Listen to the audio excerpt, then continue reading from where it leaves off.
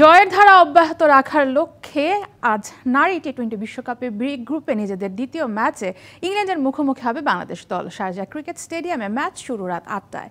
স্কটল্যান্ডের বিপক্ষে জয় দিয়ে টি-20 বিশ্বকাপের যাত্রা শুরু করে বাংলাদেশ।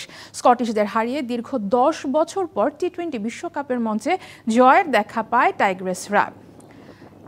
টুর্নামেন্টের দারুণ সূচনায় শক্তিশালী ইংল্যান্ডের বিপক্ষে জয়ের ব্যাপারে আশাবাদী বাংলাদেশ। গ্রুপ পর্বে নিজেদের শেষ দুই ম্যাচে 10ই অক্টোবর ওয়েস্ট ইন্ডিজ এবং 12ই অক্টোবর দক্ষিণ আফ্রিকার বিপক্ষে মাঠে নামবে বাংলাদেশ। খুব বেশি খেলা হয়নি ইংল্যান্ডের সাথে, তারপরও আশাবাদী যে আমরা আমাদের লাস্ট ওডিআই ওয়ার্ল্ড কাপে আমরা অনেক ভালো করছিলাম ইংল্যান্ডের সাথে, আমাদের যে বোলিং ইউনিটটা ছিল অনেক ভালো করছে। সো আশাবাদী কালকেও ইংল্যান্ডের সাথে আমাদের সর্বোচ্চ দেওয়া, তারপর আসলে রেজাল্ট বলে দিবে কি হবে। ভালো কিছু আশা করছি, যেহেতু টার্গেট নিয়ে এসেছি।